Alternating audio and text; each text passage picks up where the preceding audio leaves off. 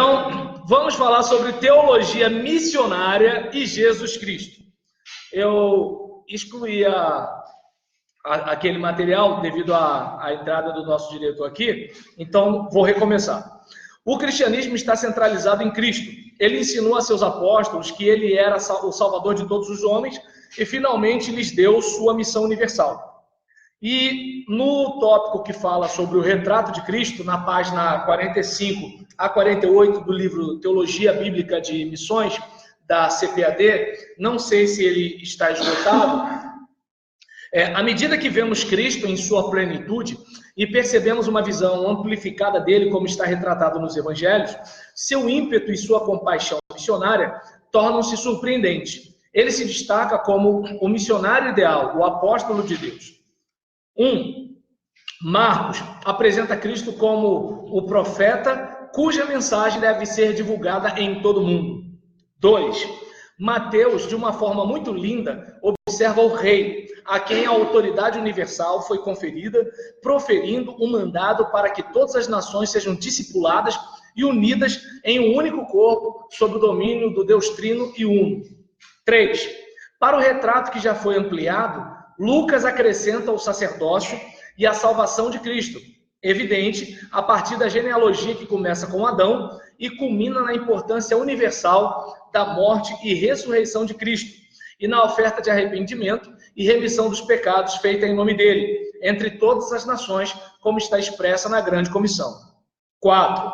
No Evangelho de João, Cristo é descrito como o Logos, a luz que iluminava todos os homens, a vida, o Filho. Ele é realmente um Cristo missionário, o Cristo de toda a humanidade e o Senhor de todo o cosmos. Deu para perceber que, olha só, quando fala sobre Cristo ser missionário, daí vem a ideia de ele ser o apóstolo de Deus. Ou seja, é que na nossa cabeça, apóstolo dá a ideia de posição de poder. Só que Jesus ele é o apóstolo de Deus porque ele é o enviado de Deus. Ele é o missionário. Ai, poxa, por Jesus tão importante com um negócio assim tão simples. Jesus se tornou simples. A gente é que quer ser o bambambam da parada, né? A gente que quer ser o último biscoito do pacote, né? Ou como diz o pagode do Alexandre Pires, a Coca-Cola no deserto. A gente que quer um negócio desse, né? Desculpa, isso é pagode. Aí nesse caso, né? Em relação a isso daí, desculpa, perdão, eu vou melhorar. Aí nesse caso, vou ver se eu consigo voltar a ser seminarista para ver se eu tenho um coração puro igual o de vocês.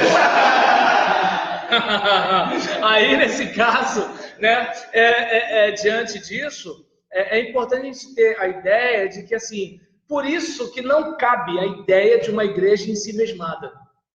Tá, a gente aqui na nossa reuniãozinha, quando, assim, o Senhor diz que Ele está perto do aflito e do necessitado. A gente tem que ver alguma coisa nisso aí. Claro que a gente não sabe lidar direito com a malandragem que tem por aí, né? Tá cheio de necessitado que não é necessitado, aproveitando a nossa vontade de ajudar e a nossa culpa recalcada, né? Para tentar tirar proveito da gente. A gente sabe. A gente precisa aprender os paranauê para lidar com esses malandros aí, mas a gente não pode deixar de ajudar gente necessitada por causa de malandros.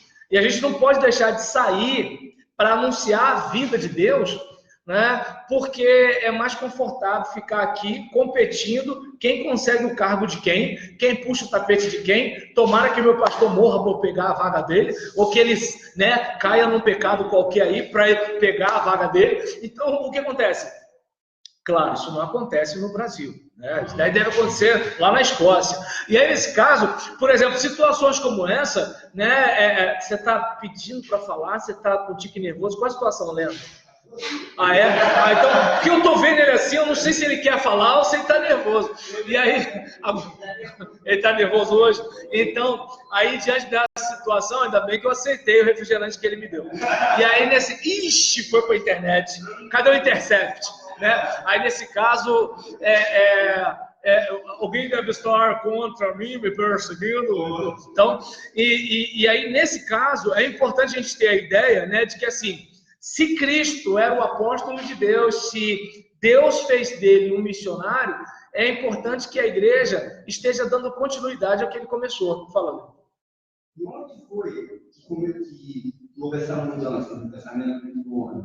Quando começa isso? Esse entendimento do apóstolo é aquele que enviado, esse apostolado nos valores de hoje, que é o Estado, é o carro, que é bacana o cara chegou, apóstolo fulano de tal. Olha, por exemplo, eu teria que pesquisar um pouquinho mais isso, mas, grosso modo, eu percebo que essa compreensão eclesiológica de apóstolo com função episcopal, eu entendo que é do neopentecostalismo para cá. Porque, por exemplo, quando eu era criança, não era comum um negócio desse. Eu não lembro de lidar com um negócio desse. Entendeu? Então, eu entendo que isso é algo um pouco recente, um pouco não, muito recente na história do cristianismo. Né? Tanto que assim, é algo difícil de se sustentar no convencimento das tradições mais antigas. Entende? É claro que vai ter aquela pessoa que vai ter uma explicação de apostolado diferente dessa que a gente vê no Novo Testamento. Por exemplo, os apóstolos, os 12, era algo praticamente assim, como é que eu posso dizer? Só tem aqueles ali. Paulo, né, é um apóstolo que vem depois. No caso do que a gente tem hoje, porque, por exemplo, Paulo, apesar de ser líder da igreja, ele era um cara itinerante. Então, ele não ficava ali parado. Quem ficava era Tito, Timóteo, entendeu? Era uma coisa mais ou menos assim. No caso de Paulo estava indo para tudo quanto era canto. Os discípulos, os 12 de Jesus, também o quê? Vão. Jesus foi embora e eles se espalharam por aí. Hoje, basicamente, geralmente, o que a gente tem? E falo isso com muito respeito, sem querer detonar nem criticar ninguém. Hoje, o que a gente percebe de apostolado é o quê? Nós temos, né, o apóstolo Leander. O apóstolo Leander, ele está na catedral, ou ele está na sede, ou ele está na igreja mãe, eu não sei o nome que poderia se dar, mas ele está nessa estrutura. E ele vai ter reunião com os bispos. E os bispos comandam os pastores. Né? Então, assim, no caso, o apóstolo Leander, ele está agindo como o quê? Como um bispo dos bispos. Bruno e Vinícius, pode ser. Aí, nesse caso, por exemplo, o bispo Bruno e o bispo Vinícius, né, e estão sendo supervisionados pelo apóstolo. Quando o apóstolo, pelo que eu observo, deveria ser o cara que deveria ser enviado pelos bispos. Posso estar errado e estou aberto para qualquer contraponto, mas na minha compreensão, o bispo é quem supervisiona. Tanto que a Igreja Católica fez o quê? O bispo dos bispos, que é o Papa. Né? Então, assim, por quê? Porque o bispo é o cara que está no escopo, o episcopos. Ele tá olhando o que está acontecendo. Então, por exemplo, e o apóstolo é o cara que é mandado. Como é que ele é mandado e ao mesmo tempo ele está parado supervisionando? Isso eu estou fazendo raciocínio, entende? Eu não fiz uma pesquisa histórica sobre o surgimento do apostolado na igreja cristã. Tá aí, pode ser até uma monografia. Olha aí. Olha aí, a revelação, o mistério aí, ó. Eu acho que houve uma inversão. Embora a gente quer falar sobre a teologia missionária de Jesus, né? Mas vai. Não, eu acho que houve uma inversão, porque se foi Cristo que separou os apóstolos, e Cristo, quando ele falava dele, ele falava que ele era um bom pastor. Isso. E hoje em dia, se você for botar assim, vamos colocar como se fosse uma classe, tá, os pastores, os apóstolos, os bispos, sei lá como é que é a classe. Então, quer dizer, na maioria das vezes o apóstolo está acima de todos. Está acima de todos, né? Então, houve uma inversão falando se o próprio Cristo falava que era pastor, e ele escolheu os apóstolos. Esse comentário já é com juízo de valor, isso fica por sua conta, né? Então, eu prefiro me ater ao que eu estou fazendo aqui. Isso. Não, fala Jesus se diminuiu. E estou tranquilo, concordo com vocês. A outra parte, isso fica entre vocês.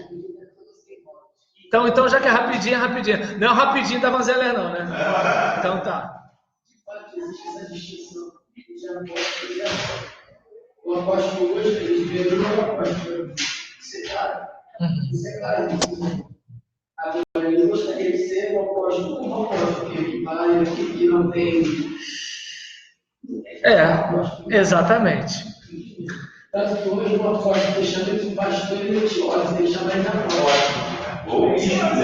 Aí, então, beba dessa água. Então vamos lá. Os principais conceitos teológicos de Cristo. Gente, vamos correr, que daqui a pouco vocês estão tudo querendo ir embora. Os principais conceitos teológicos de Cristo.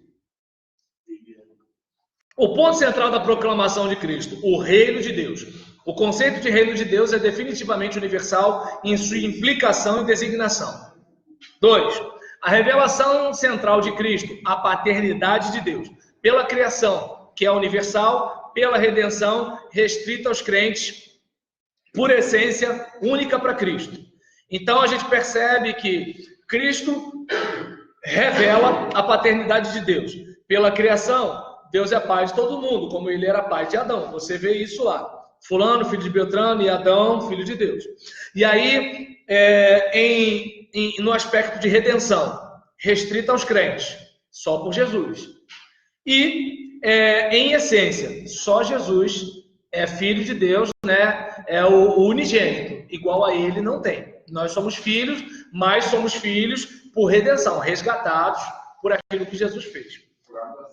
Exatamente. E aí, 3. Em sua única auto-identificação, o Filho do Homem, a humanidade real, o homem ideal, o sucessor dos profetas, o Messias prometido, né?